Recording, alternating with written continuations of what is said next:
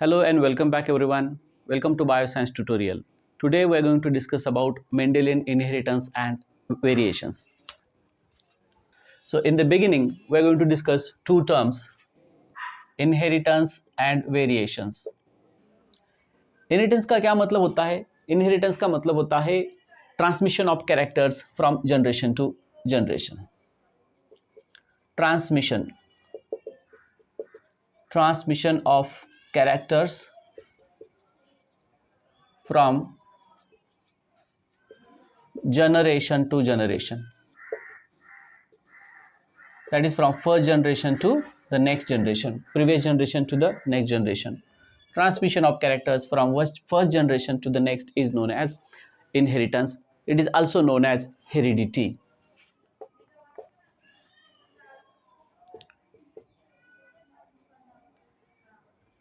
Also known as heredity. ठीक है, तो ये होता है पहला इनहेरिटेंस. अब वेरिएशन की बात करते हैं. Variation means variety, that is differences. In this case, variations are differences present between parent and their offspring. Parent and their offspring. ठीक है, parent and their progeny, children. इसके साथ और कुछ बेसिक टर्म है जैसे हम देखेंगे. phenotype. It is about the physical expression of a character. Physical expression of character. ठीक है, physical expression of a character. So जो भी हमारे फिजिकल कैरेक्टर्स होते हैं, जैसे कि हमारी हाइट क्या है, हमारा स्किन कलर क्या है, द कलर ऑफ आइज है, ये सब जो कैरेक्टर्स होते हैं वो कंट्रोल्ड होते हैं जीन से. और उनका दिखना कि कौन सा कैरेक्टर एक्सप्रेस होता है हमें, उसे कहते हैं phenotypic. That is the external feature of an organism. Then दूसरा एक टर्म आता है that is called genotype. It means अभी जो फिनोटाइप एक्सप्रेस हो रहा था वो एक्सप्रेस होने के लिए जो जीन रिस्पॉन्सिबल होते हैं उसे कहते हैं जीनोटाइप. तो genetic makeup for a. Then one more thing that is F1 और F2 जनरेशंस. ठीक है, ऐसा भी हम वहाँ पे पढ़ते हैं. F1 generation, F2 generation, parent generation. तो F1 F2 क्या होता है? हाँ, तो F1 का मतलब, F का मतलब पहले समझते हैं. F का मतलब होता है F for filial generation. Filial generation. F means filial generation. That is the progeny obtained by sexual reproduction. Progeny obtained by sexual reproduction. ठीक है, सेक्सुअल रिप्रोडक्शन जो प्रोजेनी होती है, जो जनरेशन होती है, उसे कहते हैं F. That is what filial generation. ठीक है, सो पहले हमने देखा इनहेरिटेंस, फिर देखा variation. Inheritance means transmission of character from generation to generation. Variations are the differences present between the offsprings. ठीक है, हेरिडिटी देखा हमने. It is also known as heredity.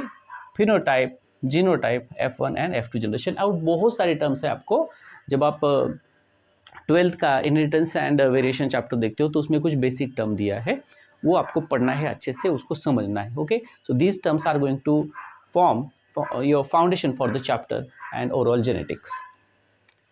ठीक, अब आगे बढ़ते हैं और थोड़ा सा हम देखते हैं कि मेंडल के बारे में. हम देखते हैं कि मेंडल कौन थे, क्या उन्होंने किया था.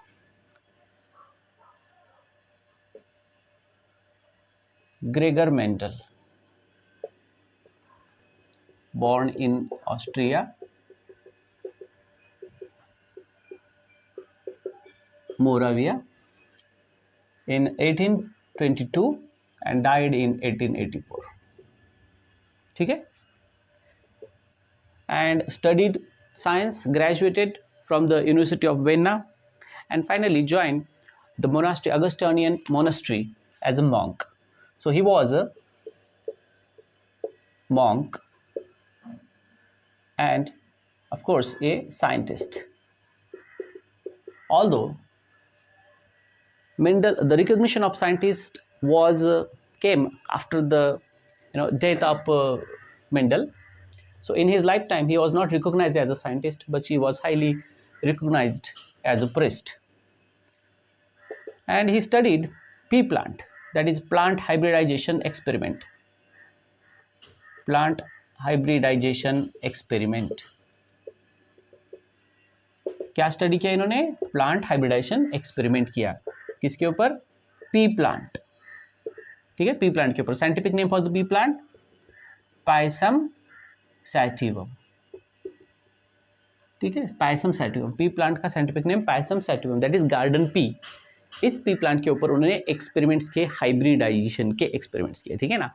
हाइब्रिडाइजेशन में होता क्या है कि हाइब्रिडाइजेशन में जैसे कि mixing of genetic characters with the help of pollen transfer, ये जो टेक्निक होती है इसे हाइब्रिडाइजेशन कहते हैं.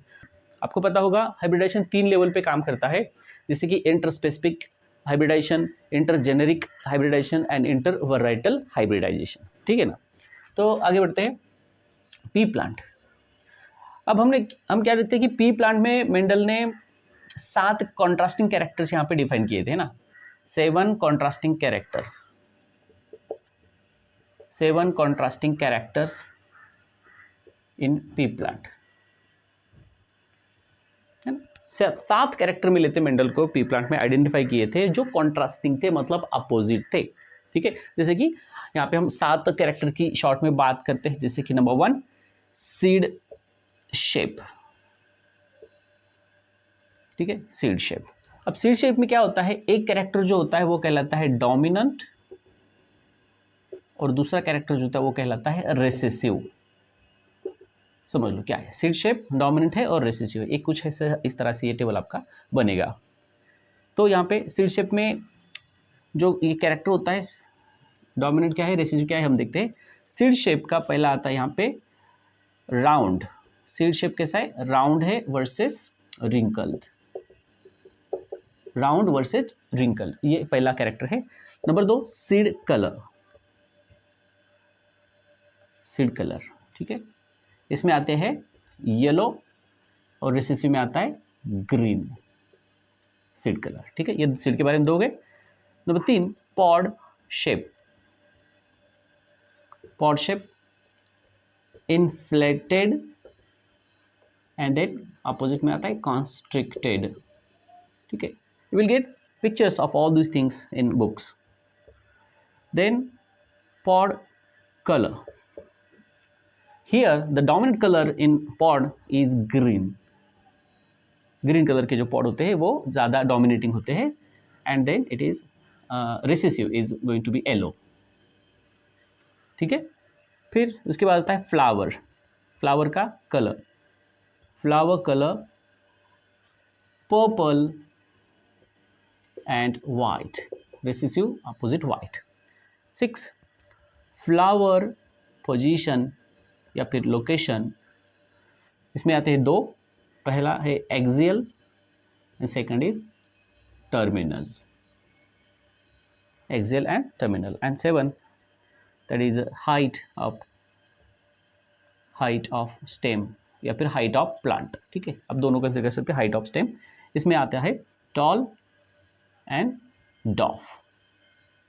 ठीक है, ये तो सबको पता होगा. ऑलमोस्ट हम देखते हैं कि जब भी हम पी प्लांट के 7 कैरेक्टर की बात करते हैं तो सबसे ज़्यादा जो एग्जांपल है मोस्ट स्टडीड वो हाइट ऑफ स्टेम का ही आता है, टॉल वर्सेस डॉफ. ठीक है, so these are the 7 pair of contrasting characters which was identified by Mendel in his experiment. And with the help of these characters Mendel able to identify some laws in the nature which helps in transmission of character. ठीक है, तो एक character अगले generation में कैसे जाता है वो इसके बेस पे डिसाइड हुआ था. ठीक है, तो ये बहुत इंपॉर्टेंट चार्ट है, ये आपको याद करना है. एक बार मैं आपको इसको रिवाइज कर देता हूँ. Number 1 seed shape round wrinkle, seed colour yellow green, pod shape inflated constricted, pod colour green yellow, flower colour purple white, flower position axial terminal, height of stem tall and dwarf. ठीक है, अब यहाँ पे जो एक term है